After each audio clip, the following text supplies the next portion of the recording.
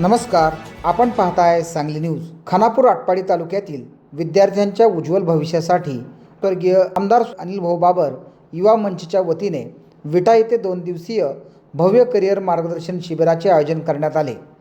विट्यातील modern education सोसायटीच्या सभागृहात या शिबिराचा उत्साहात शुभारंभ झाला. या कार्यक्रमाला आमदार सुहास बाबर, ज्येष्ठ मार्गदर्शक बंडोपंत राजोपाध्ये, जिल्हा परिषद सदस्या शीतल बाबर, पंचायत समिती सभापती सुवर्णा भोसले, उपसभापती सुहास शिंदे यांच्यासह विटा नगरपालिकेतील सेनेचे नगरसेवक, खानापूर पंचायत समिती सदस्य आणि जिल्हा परिषद सदस्यांसह विद्यार्थी मोठ्या संख्येने उपस्थित होते. यावेळी बोलताना आमदार सुहास बाबर यांनी आपल्या शैक्षणिक आणि राजकीय प्रवासातील अनुभव विद्यार्थ्यांसमोर मांडले. करिअर निवडीसाठी योग्य मार्गदर्शन मिळाले नसल्याने काही संधी गमवाव्या लागल्या अशी खंत व्यक्त करत त्यांनी विद्यार्थ्यांना योग्य वेळी योग्य दिशा मिळणे किती महत्त्वाचे आहे हे सांगितले. तसेच अनिल भाऊ बाबर युवा मंचाने आयोजित केलेल्या उपक्रमाबद्दल समाधान व्यक्त करीत ग्रामीण भागातील विद्यार्थ्यांनी या शिबिराचा लाभ घ्यावा, विविध क्षेत्रातील तज्ज्ञांचे मार्गदर्शन ऐकावे आणि आपल्या भविष्यासाठी योग्य करिअरची निवड करावी असे आवाहन त्यांनी यावेळी केले.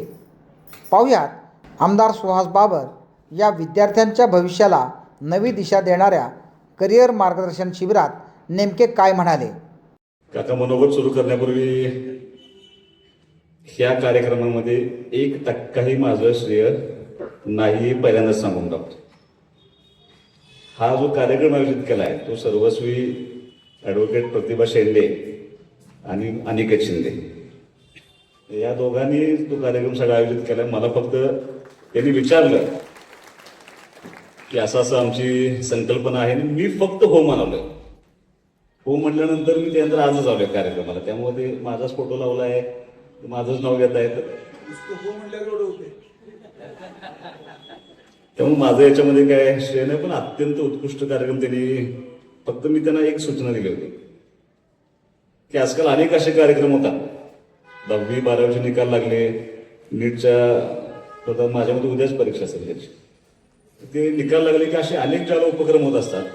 त्यावेळेला जे उपक्रम होतात ते असे होतात की कॉलेजेस बोलवले जातात आणि त्या कॉलेजेसचे एक एक एक एक कंपार्टमेंट केले जातात आणि त्या मुलांना कन्व्हिन्स केलं जातं की आम्ही सगळ्यात बेस्ट आहे, आमच्याकडे हे आहे आणि तुम्ही आमच्याकडे ॲडमिशन्स घ्या. त्या मुलांना काय करायला पाहिजे हे शक्यतो कोण सांगत नाही. मी त्यांना अशी विनंती केली की कमर्शियल टर्मवरती इथं काय करू नका. असं कोण आहे का की जे फक्त मुलांना एवढंच सांगतील की प्रत्येक फील्डमध्ये काय अवेलेबल आहे आणि कशामध्ये तुम्ही करिअर करू शकता. त्यांनी सक्षमचं मला त्यांनी नाव दिलं. मी त्यांचं मनापासून त्या माझ्या मतदारसंघामध्ये तुमचं स्वागत करतो. पण सक्षमवाल्यांना पण एक गोष्ट मला सांगायची आहे की आमच्यासाठी हा नवीन प्रयोग आहे. आत्ता तुम्ही सगळे पुणे किंवा मला माहित नाही तुमचं बॅकग्राऊंड कुठल्या गावातलं आहे, शहरातलं, पण आमचं गाव भाग आहे. थोडंसं मोठं शहर एवढंच आहे का माझ्या मतदारसंघामध्ये, बाकी सगळा ग्रामीण भाग आहे. आणि पूर्वी अशी परिस्थिती होती की फारसं शिक्षणाला महत्व नव्हतं, पण मागच्या 15-20 वर्षामध्ये शिक्षणाकडे महत्व वाढत चाललंय. पण ते बेसिक शिक्षणाकडे महत्व वाढत चाललंय, किमान ग्रॅज्युएट व्हावं. म्हणजे आज तुम्ही या ठिकाणी आलाय, तुम्ही एकत्र बसण्यापेक्षा सेपरेट बसणार आहे. प्रत्येक तुमच्याजवळ असलेली माहिती कुठल्या फील्ड कुठल्या क्षेत्रामध्ये तुम्ही काय करू शकता हे तुम्ही ह्या मुलांना सांगणार आहे. तर मी माझंच उदाहरण सांगणार आहे. मी तसं आमदारांच्या कुटुंबातला, म्हणजे मला राजकीय पार्श्वभूमी खूप मोठी होती, शैक्षणिक कमी होती, पण 10वी झाल्यानंतर काय करायचं हे सांगायला कोण नव्हतं. मग ऐकलं कोणाचं? मित्रांचं. आम्ही काय शिकवते मुलांना? आमच्या शिक्षण व्यवस्थेमध्ये प्रॉपर मुलांना बँकेतले व्यवहार येत नाहीत, तहसीलदार ऑफिस माहीत नाही, प्रांत ऑफिस माहीत नाही, आणि जी कसलंही शिक्षण न झालेली मुलं, आज भालचंद्र आला नाही तर नाव घेऊन मी भालचंद्र सांगणार तो काका. आज माझ्याकडं यशस्वीतेचं प्रमाण खूप वेगळं आहे. मगाशी प्रतिभानं सांगितलं, मी अनेक भाषणामध्ये सांगतो का म्हणजे तुम्हाला आवडणार नाही, पण माझं असं व्यक्तिगत मत आहे. मी पंचायत समिती जिल्हा परिषदेला काम केलेला कार्यकर्ता आहे. जिल्हा परिषदेच्या शाळेमध्ये जी शिकलेली मुलं आहेत ना, कुठं वाया जात नाहीत. काय वैशिष्ट्य मला माहित नाही. तुम्ही जर कोण शिकला असेल जिल्हा परिषद शाळेमध्ये तर मला माहित नाही. बरं, 1 वर्षापूर्वी शेटपळे म्हणून गाव आहे माझ्या मतदारसंघामध्ये. तिथं त्या गावातल्या लोकांनी त्यांच्या गावामध्ये एमपीएससी मार्फत पास झालेल्या 14 मुलांचा गावाचा सत्कार ठेवला होता. जी मुलं डीवायएसपी होती, कोण तहसीलदार होतं, कोण प्रांत होतं. मी त्या 14च्या 14 मुलांशी बोलण्याचा प्रयत्न केला. त्या 14च्या 14 मुलांनी असं सांगितलं, काका, की आमच्या सगळ्यांचं प्राथमिक शिक्षण हे जिल्हा परिषदेच्या शाळेमध्ये झाले. मी एसएससी बोर्डला पण नाव ठेवत नाही. माझं मत सीबीएसई इंटरनॅशनल बोर्ड बाबतीत जरा वेगळं आहे. कारण तुम्ही जर कधी बघितलं, पेपर अवघड गेला म्हणून आत्महत्या करणारा आमचा जेडपीचा पोरगा कधीच नसतो. ते मास्तरला विकून येईल.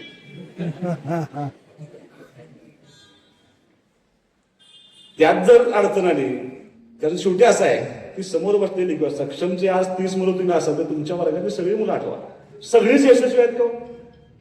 सगळी यशस्वी नाही. सगळ्यांना जॉब आहे का? तर सगळ्यांना जॉब नाही. तर माझं एवढंच मत आहे, ह्यात सांगण्याचा पाठिंबाचा उद्देश एवढाच होता की ह्या तुमच्या शिक्षण व्यवस्थेबरोबर, मार्क्स बरोबर ह्या मुलांचं करेक्ट काय करायचं आहे हे सांगणार जर कोण पुढे आलं आणि त्या मुलांनी मार्क्सपेक्षा जर ते स्किल त्यांच्यामध्ये निर्माण करायचा प्रयत्न केला, तर मला असं वाटतं की आमची मुलं, ह्या मुलांच्या मध्ये प्रचंड पोटेन्शियल आहे. ती मुलं इतक्या मोठ्या यशस्वीत जातील आणि ते घडवण्यामध्ये सक्षमची मला मदत हवी, एवढी अपेक्षा मी या निमित्तानं करायला आलोय. तुम्ही आज आलाय, मला याची खात्री आहे की मी कुठेही कमर्शियल टर्ममध्ये केलं नाही. तुमच्या समोर चांगले पर्याय सक्षमवाले ठेवतील, ते पर्याय निवडा. तुम्हाला भविष्यामध्ये काय करायचं हे ठरवण्यासाठी एक चांगली संधी या निमित्तानं आपण देतोय. त्याचा निश्चितपणे फायदा घ्यावा अशी एक माफक अपेक्षा मी या निमित्तानं व्यक्त करतो. अनिकेतना आणि प्रतिभाला तुम्हाला दोघांना एक विनंती करणार आहे. तुम्ही आज हा कार्यक्रम घेतला, तुम्ही या सगळ्या मुलांना एकत्र बोलवलं, सक्षमची टीम आली, काही मुलांना गायडन्स मिळेल, त्यांचा आपण फॉलोअप घेऊ, सगळं घेऊ. पण इथंपर्यंत थांबत नाही. अनेक अशी मुलं आहेत की त्यांना ऍडमिशनची अडचण असते, काय करायचं कळत. बरेच जण मला भेटायला येतात की इथं ऍडमिशन घेऊन द्या, तिथे ऍडमिशन घेऊन द्या, याला पत्र पाठवा, त्याला पत्र पाठवा. पण विद्यार्थ्यांना काम करण्यासाठी कुठेही संधी नसते. तुम्हाला दोघांना माझी विनंती आहे की एक कायमस्वरूपी विद्यार्थीचा फोरम तुम्ही तयार करा, स्टुडंट फोरम तुम्ही तयार करा. त्या फोरमच्या माध्यमातून ह्या मतदारसंघातल्या ज्या ज्या मुलांना अडचण असेल ना, त्या सगळ्या मुलांच्या अडचणी आपण दूर करण्याचा प्रयत्न करूया. तुम्ही आजपासून त्याचं काम सुरू करावं. एवढंच चांगलं गोष्ट या आजच्या कार्यक्रमानिमित्त घडेल ती तुम्ही फोरम सुरू करावं अशी मी तुम्हाला विनंती करतो.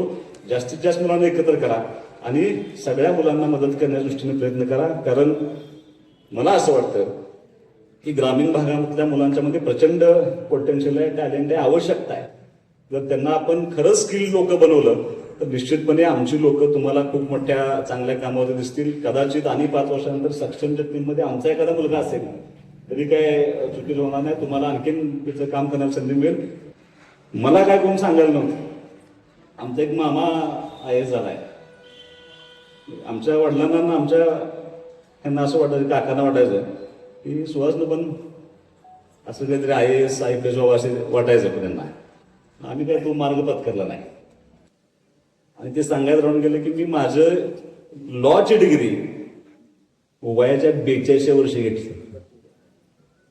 ज्याची मला आवश्यकता होती मी तेच का शिकायला पाहिजे होतं, पण मला सांगायला पण नव्हतं. जेव्हा मला स्वतःला कळलं की मला लॉ करायला पाहिजे होतं त्यावेळेला मी लॉ 42व्या वर्षी कम्प्लीट केलं. आज ही मुलं तुम्हाला सांगायला आलेत, त्यांचा जास्तीत जास्त फायदा करून घ्यावा अशी अपेक्षा ठिकाणी करतो.